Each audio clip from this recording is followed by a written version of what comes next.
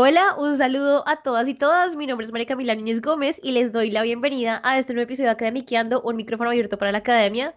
Hoy vengo muy contenta, muy emocionada porque tenemos un episodio muy especial, muy lindo y todavía no me creo que esta persona haya aceptado estar en este capítulo de Academiqueando. Como ustedes pueden ver, me acompaña hoy Tatiana Duplar Ayala. Ella es historiadora de la Pontificia Universidad Javeriana de Bogotá, es doctora en historia, egresada del programa de paz y conflictos de la Universidad de Granada en España. Pero además, hay más cosas que quiero decir de ella. Cursó el ciclo básico de estudios musicales con énfasis en violonchelo de la Universidad Nacional de Colombia. Cuenta con una amplia experiencia en diseño e implementación de proyectos nacionales en marco de procesos de cambio social y construcción de paz, pero también y es algo de lo que también queremos hablar ahorita más adelante, ha estado a la cabeza de varios proyectos e iniciativas en Colombia que personalmente les tengo mucho cariño y apreciación. Señal Memoria, la digital de bibliotecas públicas de Bogotá, Biblored, entre muchas otras cosas, como ya lo vamos a conversar. Entonces, pues Tatiana, buenos días, muchísimas gracias por aceptar la invitación y bienvenida a Academiqueando. No, a ti, María Camila, muchas gracias por invitarme. Me parece genial que alguien se preocupe por la divulgación científica, que además es el origen de toda mi carrera profesional, tiene que ver con esta idea de divulgar y antes hablaba de la popularización del conocimiento académico y conocimiento científico, ¿no? Pero es esto mismo, ¿no? Así es digamos en la misma línea y es algo que nos interesa mucho.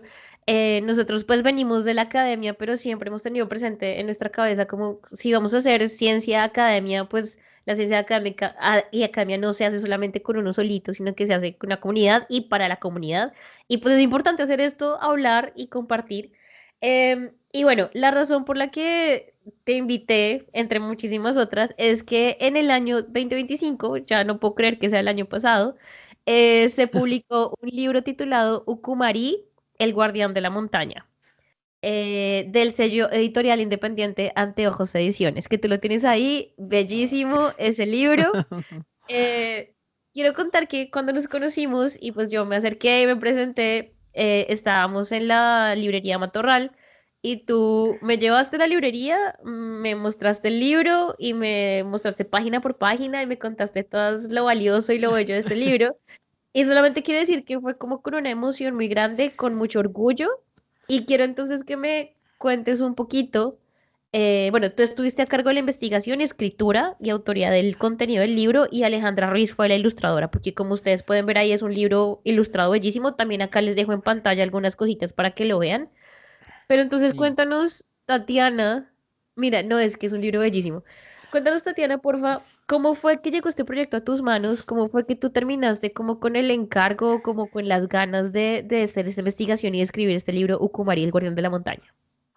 Bueno, mira, lo más interesante, digamos, de esto es que hace parte de un proyecto editorial muy especial, que es el proyecto de la editorial independiente Anteojos Ediciones, que es una editorial, tal vez la única en América Latina, que apuesta firmemente por el acceso universal a la lectura. ¿Esto qué significa? Esto es una editorial que publica libros ilustrados en 7 formatos distintos, para que nadie se quede sin leer. Es decir, si usted no ve, pues tiene un formato de audiodescripción, también tiene algo de braille. Si usted no oye, pues tiene lengua de señas colombiana a través de códigos QR. Si usted tiene, no sé, algún tipo de dificultad cognitiva, intelectual, tiene la lectura pictográfica o lectura fácil. Entonces, realmente no es un libro, son 7 libros y esta apuesta editorial a mí me había fascinado, me había conmovido. Yo había conocido a la editorial un año atrás. Su directora, que es Ángela María Hernández Sierra, que es alguien muy especial, me había buscado para que la acompañara y la apoyara en el lanzamiento de la editorial con su primer título. Este es el segundo título de la editorial. Esta es una editorial que no alcanza a cumplir todavía los 2 años, imagínate. Pero imagínate el Y trabajo hasta el momento, increíble. Impresionante, eso también me impactó. Le dije, ¿cómo esta chica tan joven es muy joven, tiene 28, 29 años, 28 años? Yo decía, ¿cómo ha logrado hacer todo esto ella sola, ¿no? Con su empeño. Ella estudió comunicación con énfasis en estudios editoriales en la Universidad Javeriana Y cuando yo me acerqué al proyecto editorial y a su primer título, quedé muy, muy, muy sorprendida. Entonces, ese primer título era sobre las fiestas de México, sobre la Catrina y la Noche de los Muertos de México, que también me llamó la atención. Dije, ¿por qué México? Entonces me explicó, ella había hecho su práctica universitaria antes de graduarse, la había hecho en México, y la editorial Anteojos Ediciones nace como su tesis de pregrado. Entonces ella agarra ella estaba convencida desde el principio que quería hacer este proyecto, lo formula como tesis, le va muy bien en esa tesis y va y hace su práctica digamos que lo pule, hace su práctica en México en una editorial enorme que se llama SM, Editorial SM Ediciones, que es una editorial española que tiene muchas sedes, digamos, ¿no? En el mundo. Entonces yo estaba muy, muy, muy, muy, muy sorprendida por el proyecto editorial, además por su propósito social, ¿no? Y por su Claro, claro. rigurosidad en el manejo. Y casualmente y curiosamente, bueno, entonces yo como quedé tan sorprendida, Ángela me propone como volverme asesora de la editorial. Entonces yo, desde que nos conocimos, de vez en cuando me reunía con Ángela y hablábamos del proyecto editorial, de hacia dónde va la editorial, de cómo va a llegar. En simultáneo, paralelo, yo tengo un interés nato por los osos, No por me los osos digas. por el oso andino. Yo llevaba años detrás del oso andino. A mí, muchos años atrás, yo había tenido una casa en La Calera, cerca de Bogotá, y ahí yo había oído a un campesino que había dicho que había cazado un oso. Y yo ni siquiera sabía que en Colombia había osos. Yo dije, ¿cómo? Esto no puede ser. Antes incluso de viajar a España, esto ocurrió muchos años atrás, en los 90, como en el 93, 94. Yo, ¿cuál oso? Yo dije, este señor me está diciendo mentiras, ¿no? Entonces yo empecé, me acuerdo en esa época, y no, efectivamente en Colombia hay osos. Está el oso andino, que es el oso de anteojos. Pero fíjate, yo soy una persona informada, interesada y todo, pero no sabía en ese momento que había osos. Pasan los años y en mi trabajo una vez me manda la agencia, la USAID, ¿no? USAID, hice un trabajo para ellos y me mandan a una zona del Huila, a Isnos Huila, a hacer una evaluación de un proyecto y estoy allá y efectivamente conozco a la gente de Parques Nacionales Naturales de Colombia y me dicen que están haciendo toda una estrategia para proteger al oso de anteojos. Yo, el oso. Y entonces llevaba años interesada. Y en los últimos 3, 4 años que he tenido tiempo, me he preocupado por ir a Chingaza, al Parque Nacional Natural Chingaza, que nos queda aquí a 2 horas, 3 horas de Ay, Bogotá. no más, sí. Y yo pues al principio que no sabía mucho de los osos, yo dije, voy a ir y voy a escribir una crónica sobre los osos, porque además yo con el tiempo me he vuelto cronista, me he vuelto escritora cronista. Pero claro, yo me imaginaba que yo iba a subir a la montaña y que yo me iba a encontrar con, hola señor oso, ¿cómo está? Lo voy a entrevistar. Y claro, llegué, busqué al director del parque y el director del parque me dijo, no, pues qué lindo que usted se interese por el oso, pero eso no es así. Me dijo, pues el oso es un animal que escucha mejor que uno, tiene mejor olfato que uno, tiene mejor oído que uno. Entonces, cuando uno va subiendo por la montaña hacia el páramo, el oso lo ve a uno horas atrás. Dijo, uy, vienen humanos y se esconden. Y por supuesto que no salen, ni bobos que fueran, no, no van a salir. Si salen es porque ellos explícitamente quieren dejarse ver. No es que ellos, porque como te digo, ellos tienen la ventaja de saber, de escuchar, ah, llegó el carro, porque no hay forma de llegar sino en carro. Y además uno se baja del carro y ya lo olieron, y están a kilómetros, ¿no? Entonces me dijo, no, las posibilidades de ver un oso son muy mínimas, pero me dijo, te puedo enseñar a seguir los rastros del oso. Y eso me pareció genial. Yo soy historiadora. Finalmente los historiadores no estamos entrenados para seguir pistas, rastros, ¿no? Entonces dije, uy, ¿cómo así? Dijo, sí, yo te voy a enseñar a reconocer las pisadas, te puedo mostrar dónde es que él ha comido, porque desbarata las pullas. No, qué Te puedo mostrar cómo emoción. hace nidos y duerme por la noche en nidos que él mismo fabrica con arbustos y con ramas. Y algunos fabrican unas cosas súper elaboradas porque a veces lo hacen encima de los árboles. O sea, es una cosa de alta, o sea, tú me pones a mí a fabricar una plataforma encima de un árbol y no me funciona. Te aseguro que me caigo. El oso logra hacer con palitos, cameratas, le llaman, ¿no? Espacios para dormir. Entonces a mí esto me encantó. Dije, bueno, voy a escribir la crónica así. Y yo pensaba mandarle a un concurso, pero ese año el concurso no abrió tampoco. Le dije, bueno, ni modo, no, nada se me está dando.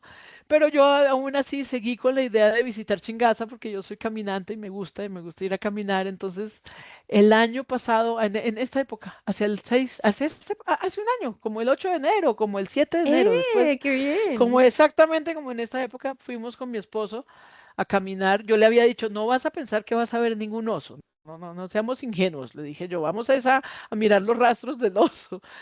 Y estuvimos así frescos por allá, estábamos al lado de la laguna de Chingaza y vimos como una sombrita en la colina del frente y con los binoculares, con el guía. Dije, miren, parece un oso, una sombrita que se mueve.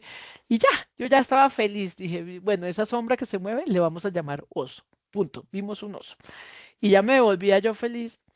Y el guía me dijo, ¿usted conoce los alojamientos que tenemos aquí en Chingaza? Dije, no, yo quiero ir a verlos para traer a mi hija después. Entonces, mientras nos preparaban el almuerzo que habíamos encargado, dijo, venga, yo les las muestro. Y tuvimos que subir una montañita. Fuimos a subir a la primera cabaña y resulta que no pudimos entrar. Me dice el guía, no, mejor no entremos ahí porque ahí hay abejas. Entonces se quedó mirando y me dijo, mire, se armó un panal debajo del techo de la cabaña. No, no entremos ahí, ¿para qué? Vámonos a otra cabaña y se la muestro. Y otra vez salimos, caminamos unos minutos más y cuando vamos a entrar a la cabaña me dice el señor, quieta y callada. Así me dice pasito. Y yo no entendía. Cuando vemos, no solo era un oso, era una osa con sus dos osesnos, una familia, o sea, los tres ositos. Me tocó, no solamente vi un oso, vi tres osos, vi una mamá osa con dos ositos. Estaban ahí como husmeando por la cabaña. Yo dije, ¿y esto? Entonces me dijo el señor, debe ser que están buscando el panal que está en la otra cabaña. Ellos deben estar oliendo la miel y está buscando dónde es que está. Y yo quedé como, mira, esto es un impacto. De verdad, yo como llevaba tantos años pensando en los osos, de Increíble. repente verlos fue... No, y yo después he visto que a todo el mundo le pasa lo mismo. Todo el que se ha encontrado con un oso es un impacto muy grande, que yo no te puedo explicar por qué. Es una emoción enorme. Entonces él nos Claro. dijo, no te puedes acercar lejos, tenemos que estar siempre desde lejos. Hay muchas razones pues biológicas de por qué no nos podemos acercar. Dijo, pero sobre todo porque el bebé que es inocente, él quería venir a jugar con nosotros. Digo, claro, pero la mamá no lo va a dejar. Entonces, no, desde lejos. Y yo volví al día siguiente, tenía reunión con Ángela de nuestras reuniones de seguimiento. Y yo no podía parar de hablar del oso. Es que tú me preguntas por el oso andino y yo hablo y hablo y hablo y hablo. Y entonces en esa me dice, oye, es que ya estoy preparando el segundo título va a ser con el tema ambiental, quiero que sea sobre Colombia, y yo que no podía hablar sino de los osos, hasta que me dice, pues esto es más largo, pero me dice, pues ¿por qué no escribes tú el otro título y hacemos un libro sobre los osos? No puedo Y creerlo. claro, pues yo ya tenía esa investigación muy adelantada, yo ya a esas alturas me había leído, se llama la guía del oso andino en Chingaza. Hay un libro que publicó el mismo Parques Nacionales y parece una cosa sencilla porque el texto del libro es cortiquitico, es un libro infantil, ilustrado. El solo texto cabe en una hoja y media, ¿no? Porque pues, ese es el requisito, porque los libros para los niños pequeños no pueden tener mucho texto. Pero para escribir esa hoja y media, no te imaginas todo lo que tuve que leer para poder seleccionar cuál era la información precisa que yo consideraba que debía transmitirse a un niño de unos 5 o 6 años, que es más o menos como está pensado. Pues hice toda una investigación, volví y repasé todas las notas. El libro además está validado por un biólogo.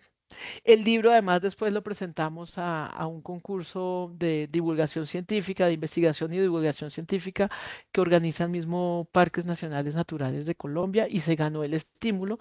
Entonces además pudimos pues publicarlo gracias al apoyo de Parques Nacionales Naturales.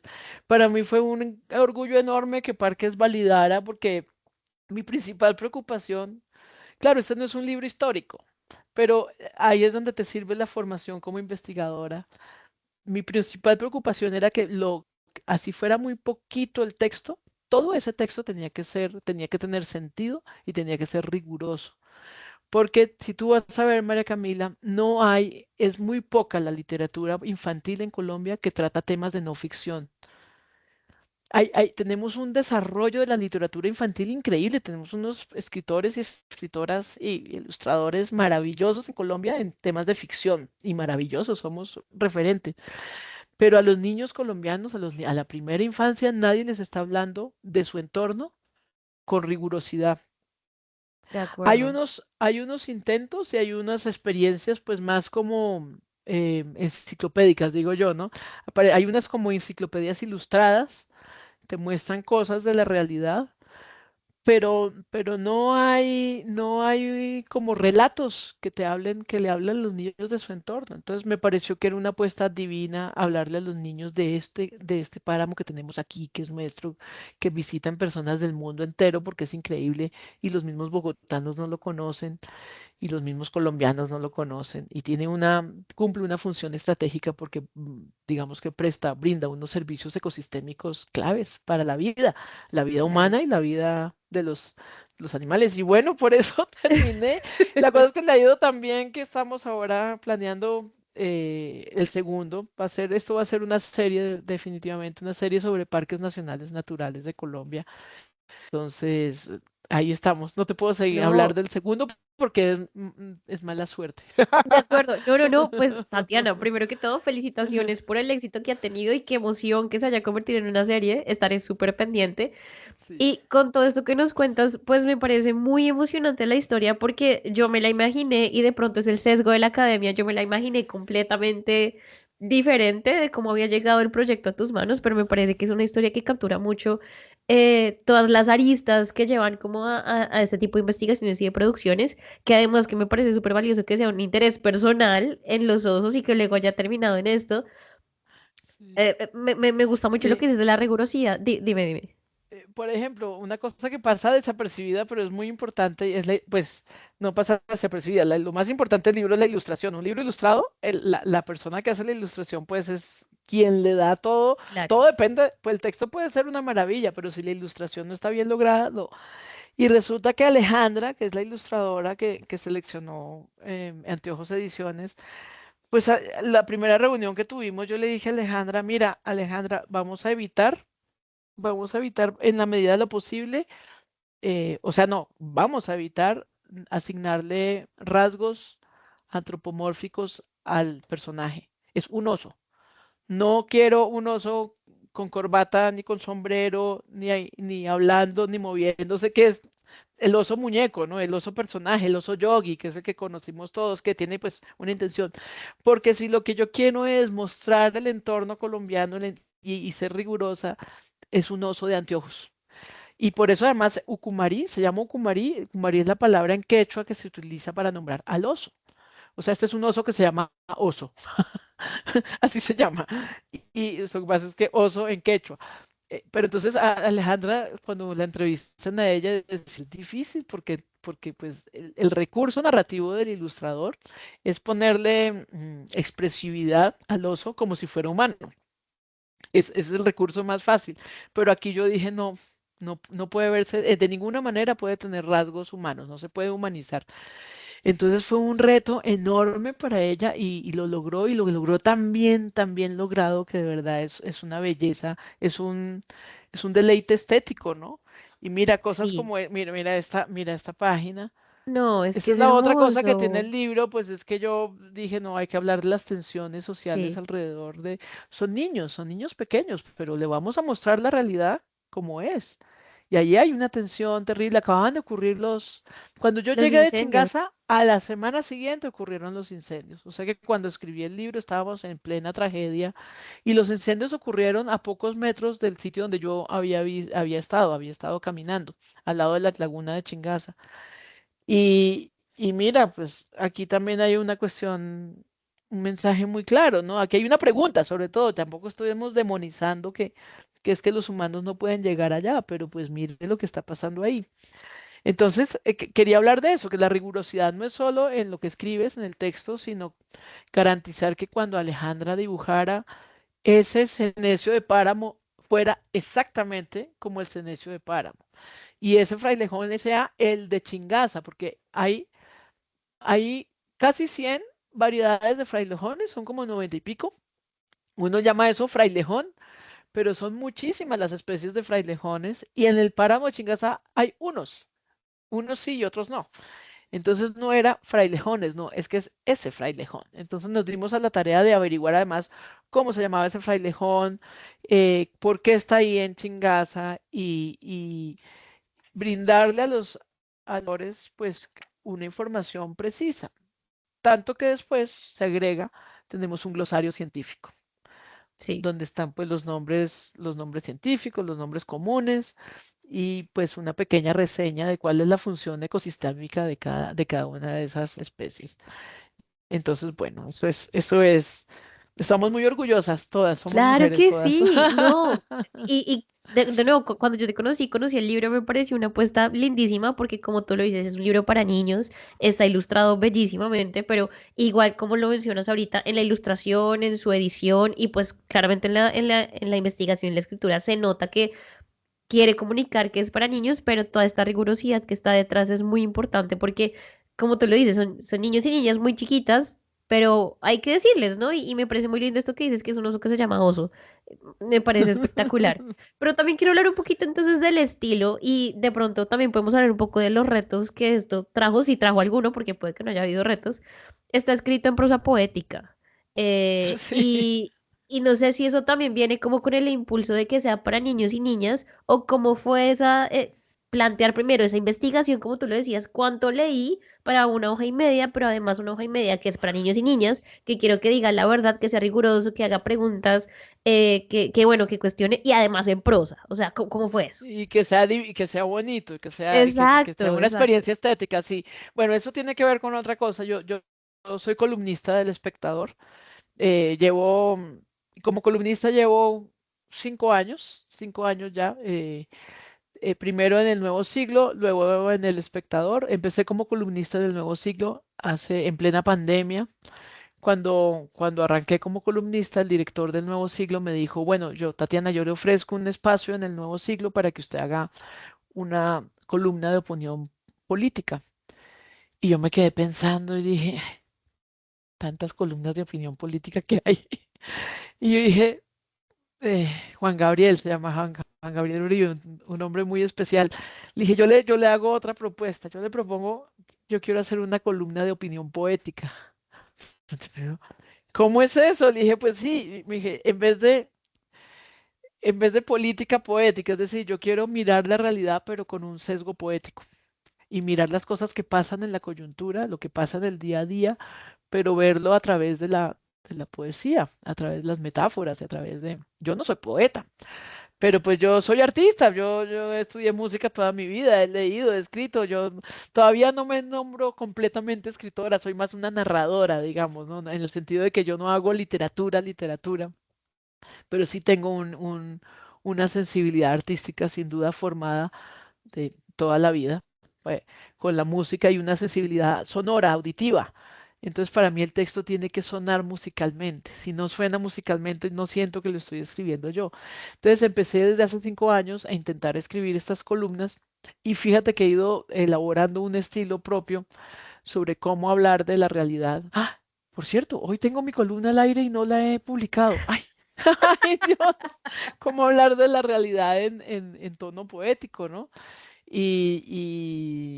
Y bueno, a veces no se presta, a veces la columna de hoy precisamente es sobre cómo lo que está ocurriendo entre Estados Unidos y Latinoamérica, pues nos pone a nosotros, nos deja sin derecho internacional que nos proteja y nos pone en una situación de vulnerabilidad. Ahí es Sí. muy difícil echar mano a la poesía, pero con todo y eso lo intento. Entonces lo que hice aquí, yo dije, bueno, yo escribo cada 15 días unas columnas de unos temas súper complejos, y lo logro hacer con un sesgo, con un estético marcado, porque no lo voy a poder hacer en este libro que es para niños. Entonces me esmeré y claro, cosas como el arranque son muy poéticos, después ya se le baja porque hay momentos en que tienes que transmitir información y no te da el espacio, necesitaría más espacio para poder desarrollar más este sesgo poético, pero pues creo que lo logré. A veces siento que necesitaba escribir más cosas,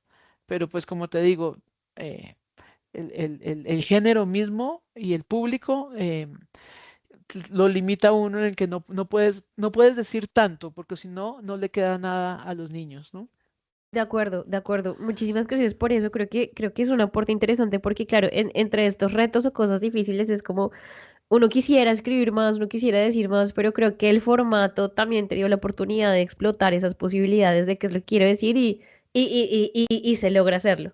Quiero hablar un poquito de esta, bueno, de la editorial Anteojos ya hablamos, pero entonces quiero mencionar que esto lo estoy citando un poquito de la página en la que se habla del lanzamiento del libro.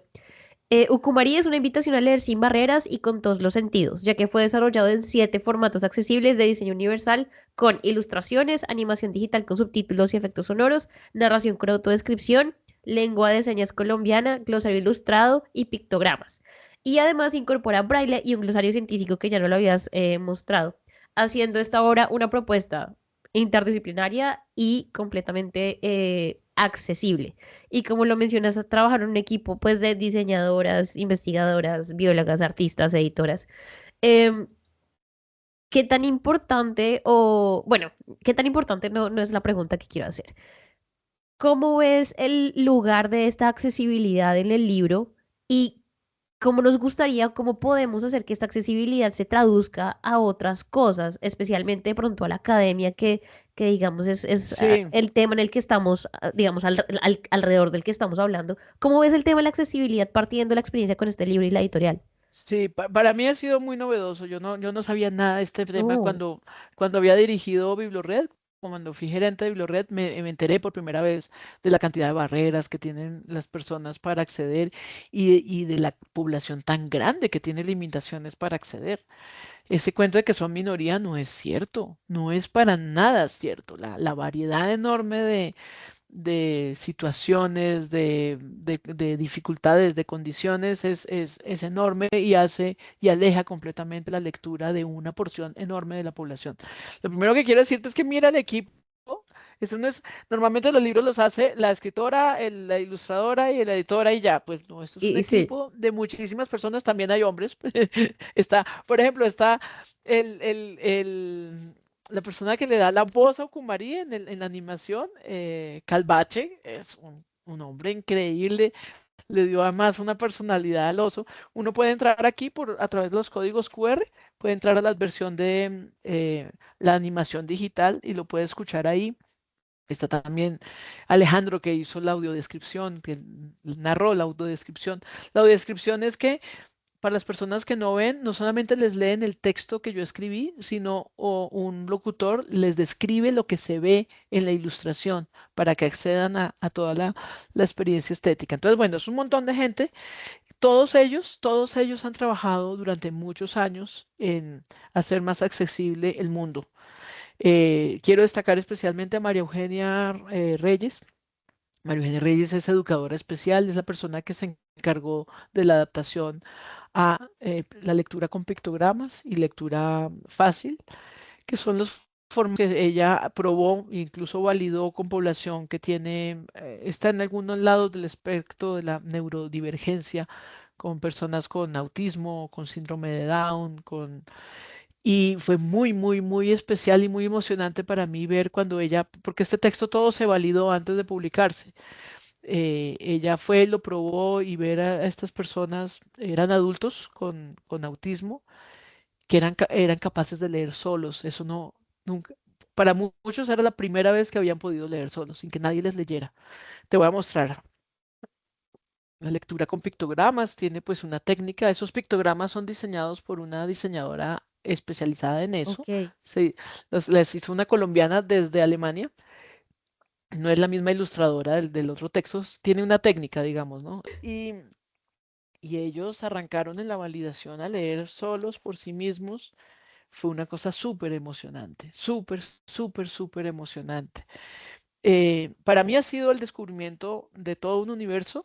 Como te digo, todos ellos sí tienen una experiencia enorme, enorme de trabajo, viven en el mundo pues de las terapias de la accesibilidad.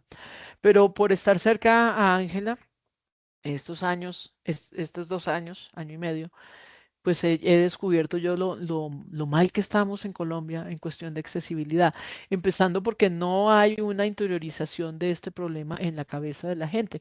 Igual que con el oso, como te digo, yo soy una persona pues con doctorado, que ese es uno dirá, no, pues ese es el nivel más alta que puede haber. Soy una persona interesada en lo social, soy una persona interesada en la realidad. Y yo nunca me había dado cuenta que este era un problema tan grande, tan serio y tan poco atendido en Colombia. Mi hermano, yo tengo un hermano que es profesor universitario en Estados Unidos. Él sí me había hablado, él tiene una revista sobre accesibilidad en la universidad. Y que te va a interesar, te voy a mandar porque de pronto te interesa mandar allí artículos, porque creo que este enfoque de academiqueando puede ser interesante para ellos.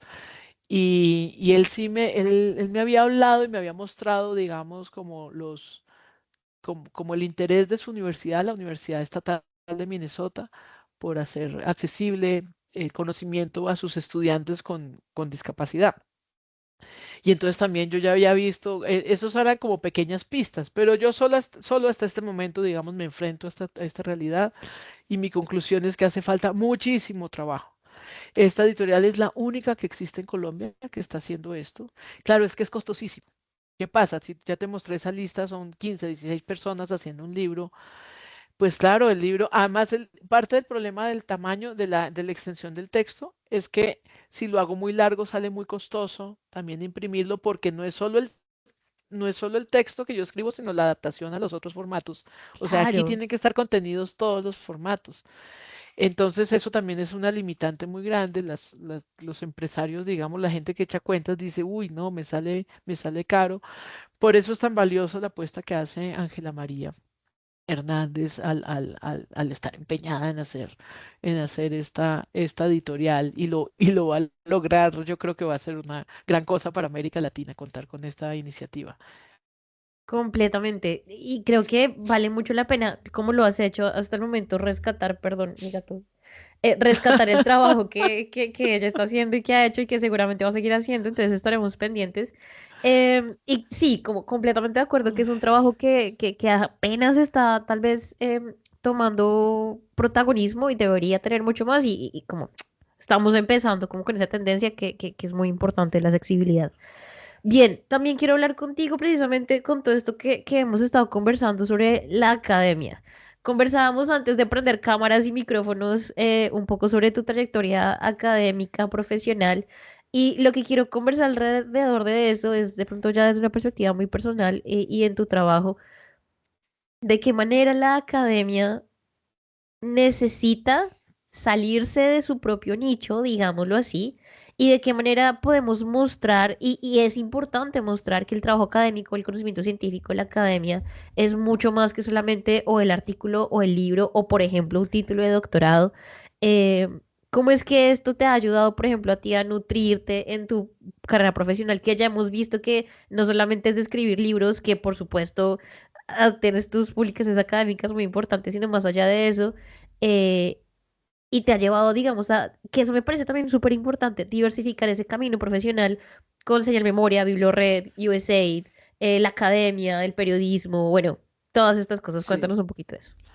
Pues mira, yo soy una historiadora que cuando estudié historia siempre pensé que iba a trabajar en la universidad, Claro. porque yo encontré una forma de mirar el mundo en la academia, en mi carrera de historia. Eso fue lo que ellos me enseñaron a mí, una forma de ver, analizar y entender la realidad. eh, en la carrera de historia, cuando llegué, digamos, lo que más me impactó era que hasta ese momento mi acercamiento a la historia había sido a través de personajes, fechas, batallas, guerras. Y de repente este grupo de profesores dice, no, hay que intentar ver los procesos históricos como unos fenómenos mucho más amplios, más estructurales, más de larga duración, que generan unos cambios y son como motor de la realidad, ¿no? Solamente eso, solamente esa frase condensa toda una corriente, una escuela de cómo mirarla y de cómo entender la realidad. Entonces, yo me gradúo, me gano ese premio, el premio Otto de Fairgrave a mejores trabajos de pregrado en ese momento. Hice, como yo era música, yo había estudiado música, yo hice una tesis más vinculada a la musicología realmente. Hice una historia social de la salsa. Ese Mm. fue el trabajo Ajá. que se ganó el premio. Lo que mostré era cómo en el misma evolución y desarrollo del género salsa, que nació en Nueva York, uno podía rastrear el proceso de urbanización e industrialización del Caribe, de todo el Caribe y de Latinoamérica, ¿no?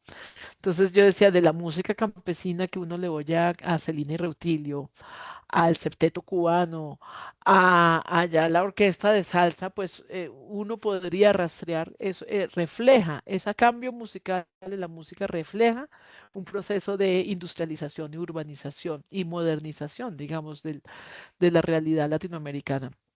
Y me gané este premio pues era para ser investigadora, para estar en la academia. Yo estaba muy contenta, yo estaba feliz en la academia de estar en este mundo. Por esto que te digo, por cómo me habían mostrado las formas de analizar y de entender la realidad y de ver en pequeños rastros, en pequeñas pistas, unas realidades súper complejas. Entonces, ¿qué significa que una orquesta de salsa tenga un trombón? Significa que esa orquesta pasó ya, es el resultado de un proceso de industrialización en la música. Fabricar un trombón requiere de una industria. Tú fabricas una guitarra artesanalmente, pero un trombón no tiene pistones, tiene unos sistemas pues que comprimen el aire y luego lo expulsan para poder sacar ese volumen, un trombón de varas. Entonces, que yo vea un trombón y logre leer ahí una realidad histórica es algo que aprendí en la academia, aprendí en la universidad. Y para el resto de la gente, pues pasa desapercibido, es un trombón. Digo, no, pues entre una guitarra que viene del medioevo a un trombón, pues pasaron una cantidad de cosas históricamente.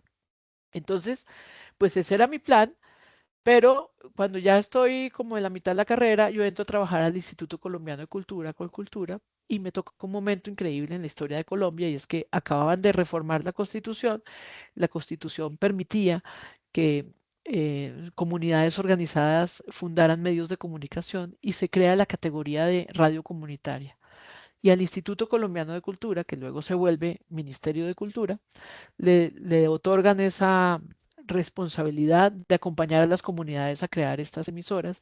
Y entonces esto me saca de la academia, me saca de la biblioteca donde yo me sentía tan bien, tan segura, y me lleva al terreno de un momento para otro, pero además en una época en que el conflicto armado estaba terrible. Yo recorro Colombia varias veces, todo el país, entre el año 95 y 97, 2 o 3 veces recorro todos los departamentos, casi todos, la mayoría. Y lo que estaba ocurriendo era que la ofensiva paramilitar, las AUC, estaba arrasando con los pueblos colombianos. Y entonces yo ya no pude volver a pensar en regresar a mi biblioteca y a mi universidad y todo, ya no Muy pude, difícil. ya no pude pensarme como una académica. Yo ya dije, no, yo tengo que quedarme es afuera trabajando con la comunidad, y entonces me aparté del mundo académico en ese sentido. Pero yo siempre y toda la vida he conservado esta manera de ver el mundo.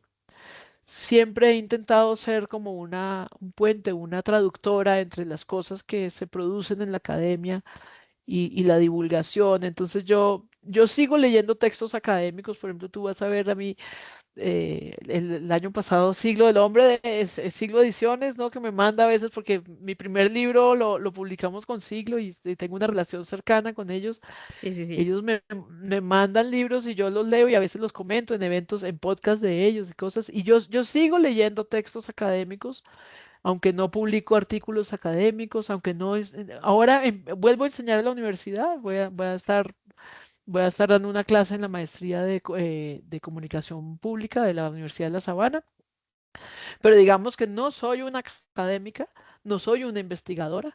Lo que me fui convirtiendo y la vida me fue convirtiendo fue en alguien que yo nutro mi mirada de artículos y textos académicos para luego escribir textos de divulgación a un nivel, como te digo, para niños de 5 Claro. años, o mi columna que es para público abierto completamente. Y entonces yo le decía a una amiga, así como en la academia uno está muy preocupado por decir cosas originales, únicas, a uno le dicen, ¿usted qué es lo que va a aportarle Total. al conocimiento en esta tesis de doctorado? O sea, ¿qué que no haya dicho nadie más es lo que va a decir usted. En mi rol es todo lo contrario. Yo no estoy preocupada por decir algo nuevo, único y original. Yo creo que mi rol es decir de la forma más clara y contundente lo que están pensando y viendo muchas personas. ¿Ves? Es todo lo contrario. Pero para poder llegar allá, yo tengo primero que acercarme yo a la realidad con todas estas herramientas que yo aprendí en la academia y de las que me sigo nutriendo, pues leyendo los textos académicos. Completamente. Y esa discusión me parece muy interesante porque claro, está esto de que estabas en la academia y luego te diste cuenta de que hay todo un mundo afuera y que tal vez sentarse en la academia no es lo que necesitabas en ese momento o lo que te permitiría crecer. Pero por el otro lado, por ejemplo, también estamos, y acá ya me meto yo súper en ese sombrero, y es yo sí quiero seguir estando en la academia, pero no puede ser la misma academia de siempre, no puede ser la misma academia de el típico ejemplo de el antropólogo sentado en su sillón de cuero, ¿no? Sino que tiene que ser una academia diferente y por eso es que creo que la comunicación científica, la divulgación del conocimiento y literal traer a la academia y a los académicos a la realidad afuera de sus sillas es algo supremamente importante y creo que esa es una conversación que tiene que darse, porque también, y bueno, esto también lo sostengo yo, no sé tú qué opines, nosotras como académicas tenemos también una responsabilidad y la posibilidad, el deber también de comunicar y de divulgar, ¿cierto? Más aún cuando estamos Sí. haciendo investigaciones sociales o históricas que tienen que ver todo con la sociedad, con la historia, con la cultura, ¿no? Es también parte del debate. Yo creo que es un tema como de capas de interpretación, le llamo. No es uno o lo otro, es que es todo el tiempo. Es Ok, claramente, si uno estudia en el campo de las ciencias sociales, si uno se desempeña, yo sí creo que uno tiene que desarrollar unas habilidades comunicativas y divulgativas, sí o sí. Si está haciendo, mi hija estudia física, imagínate, y está estudiando termodinámica, pues te juro, yo a toda hora le pregunto, oye, explícame un poquito qué es lo que tú haces. Es tan difícil ya, María Camila. Ya estamos tan lejos, ella y yo, en los lenguajes. Yo tendría que saber tanto de matemática para poder entender que lo que ella me logra transmitir es muy poquito. Claro, yo sí creo que debe haber personas que se especialicen en divulgar ese conocimiento científico, pero es solo para que lo conozcamos. Yo no creo que uno como ciudadano común pueda hacer algo sabiendo que, por ejemplo, yo sé ahora que mi hija sabe calcular entropía, pero no sé para qué me sirve saber eso, ni puedo hacer nada con ese conocimiento. Pero es muy importante que la academia esté formando físicos que sepan. Me dijo el otro día, no, es que hoy calculé la masa de una galaxia. Yo, ok, qué bueno, ¿no? Pero y hasta ahí wow, llega la wow. conversación y yo qué hago, yo qué puedo hacer.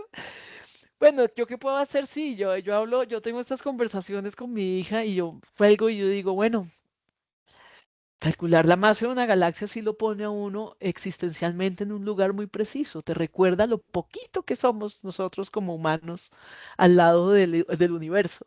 Y eso sí tiene un enfoque filosófico que a mí por lo menos me recuerda el lugar preciso que ocupo en el universo y me baja los humos como especie y oye, deja las pretensiones de querer trascender y querer ser y que sea recordado y que no, somos humanos y los humanos somos una cosa chiquitica, chiquitica, chiquitica al lado del universo tan grande y los humanos probablemente pasaremos y el universo pasaremos porque nos hemos empeñado en que pasaremos, porque nosotros También de mismos acuerdo. estamos destruyendo nuestras condiciones de sobrevivencia pero no más, me explico, a lo que te quiero decir es que no es una fórmula aplicada a la academia. No es la academia, es que la academia tiene un montón de capas de necesidades, hay conocimientos que tienen que darse en sí mismos, por sí mismos, para aumentar la comprensión de la realidad. Tantos científicos que durante la guerra pues se dedicaron a investigar, pues el mismo De Einstein acuerdo. en vez de, claro, y fue criticado, ¿y usted por qué no toma una postura? ¿Y por qué usted no se va a hacer activismo? Pues si él hubiera hecho eso, pues no hace no encuentra sus hallazgos y ni hace los aportes que han servido para el resto del conocimiento de toda la humanidad, ¿no? Entonces, Claro. no todos, la conclusión es, sí tiene que cambiar la academia, sí tiene que pararse en otro lado, pero no todo el tiempo ni de la misma manera. Hay unos conocimientos que tienen un valor y un sentido en sí mismos para sus propias comunidades, que los ciudadanos del común pues no tenemos por qué estar realmente enterados. O sea, no me estresa no entender la ley, segunda ley de la termodinámica. No, no necesito para mi vida común y corriente entender la segunda ley de la termodinámica. Pero sí creo que todo el mundo debería entender en Colombia cuál ha sido el proceso de democratización del Estado colombiano. De Todas acuerdo. las personas, con formación, sin formación, creo que todas las personas, así sean niños de 5 años, deberían entender cuál es la importancia de proteger nuestros yacimientos acuíferos y nuestras vertientes. Todas las personas en Bogotá y en Colombia deberían entender y conocer cuál es la importancia del oso andino como dispersor de semillas y como jardinero del bosque que le llaman. Todas las personas. Y de resto, que no entiendan qué significa calcular la masa de la galaxia, pues no, no es grave. En cambio, los físicos sí necesitan saber eso, sí Claro. tienen que saberlo y sí tienen, ¿eh? Entonces, como todo en la vida, los problemas no se pueden echar todos en un saco y darles una solución a todos. Hay ciertos niveles, ciertos conocimientos. Lo que yo he visto de mis compañeros, porque siempre he seguido siendo amiga de mis amigos historiadores, son todos profesores, ellos sí, todos lo que yo sí veo es que cambió mucho respecto a como cuando yo estudié historia, entré a estudiar historia en el año 92, se cumplían 500 años del descubrimiento de América, que ya era pues todo un debate, descubrimiento, genocidio, todas esas cosas. Y, y de ese momento hasta hoy ha cambiado muchísimo, muchísimo. Por lo menos nuestro departamento en el que yo estudié, en la Universidad Javeriana, hoy tiene un vínculo directo y estrecho con comunidades. Trabajan de la mano, hacen procesos de reconstrucción de memoria colectiva,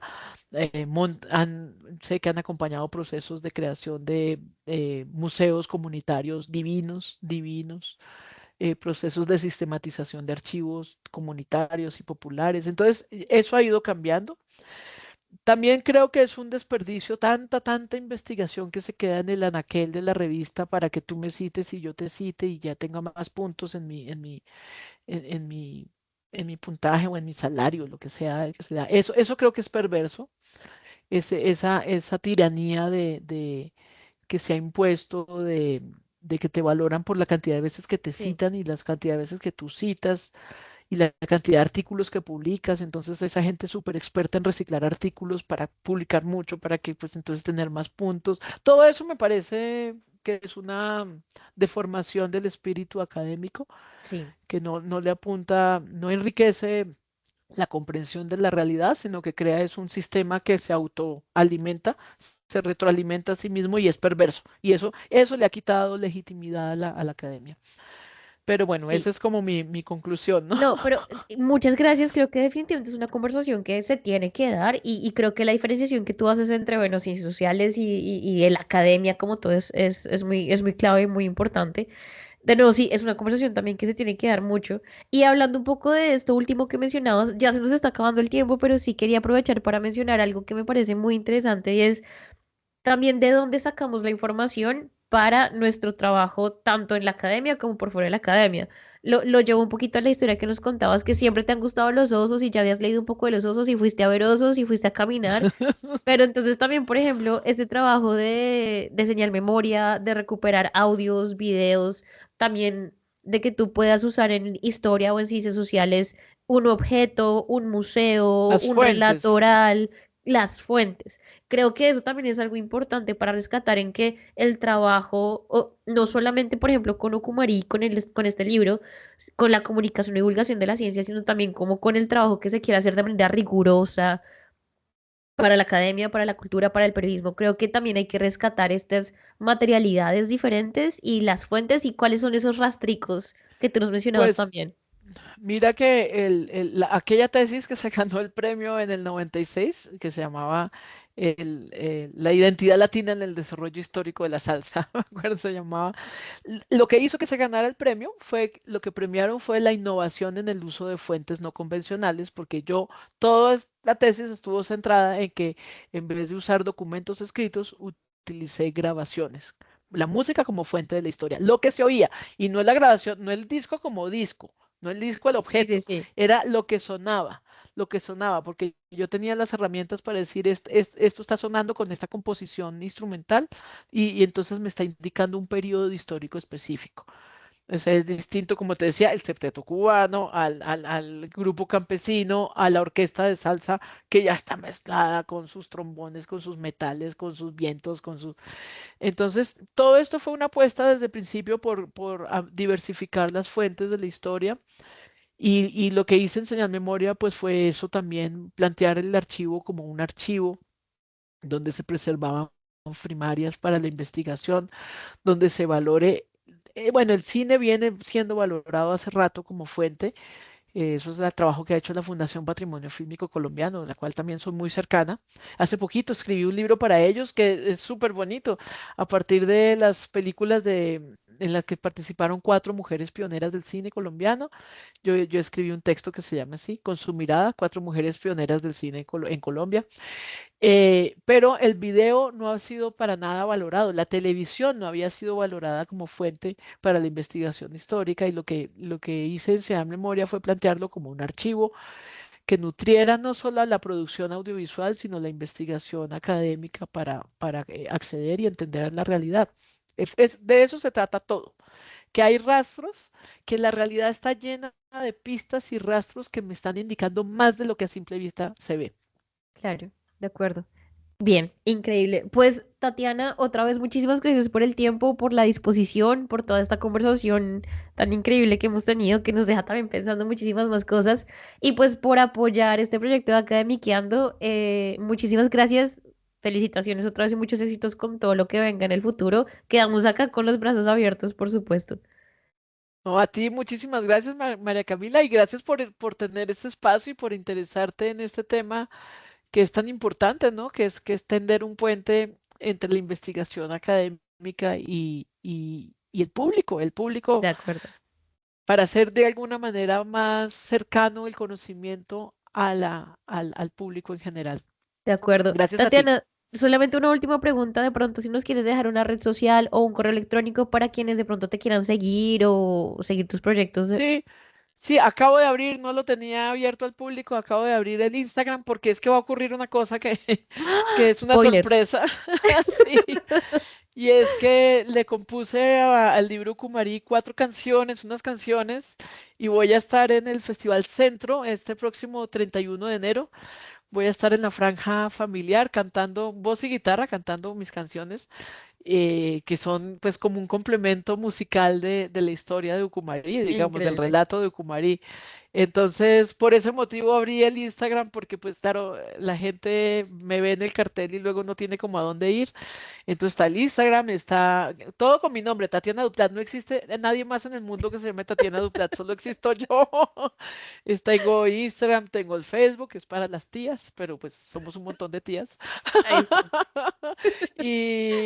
Y tengo, bueno, uso muchísimo Twitter porque ahí es donde circula la columna que no he publicado hoy, que se me olvidó. Tengo que Ya, ya colgar y casi te empezar a dejo ir. publicarla así. Entonces, tengo todas las redes sociales, creo. Lo único que no tengo es TikTok. Ya decidí que no, que eso ya es demasiado para mí, Sí, sí, mucho sí. voltaje. Yo ya estoy en otro lugar social. Bueno, pues perfecto. Ya saben entonces que nos ven y nos escuchan. Tatiana Duplado en todas las redes sociales, ahí la pueden seguir y por supuesto en redes de Académica andamos a dejar toda esta información. Pues de nuevo, muchas gracias a Tatiana, a ustedes. Mi nombre es María Camila Núñez Gómez. Recuerden seguirnos en todas nuestras redes sociales como @academiqueando. Suscríbanse a nuestro canal, déjenos comentarios, preguntas y pues nos vemos en otro episodio. Muchas gracias. Chao. Bueno, gracias a ti.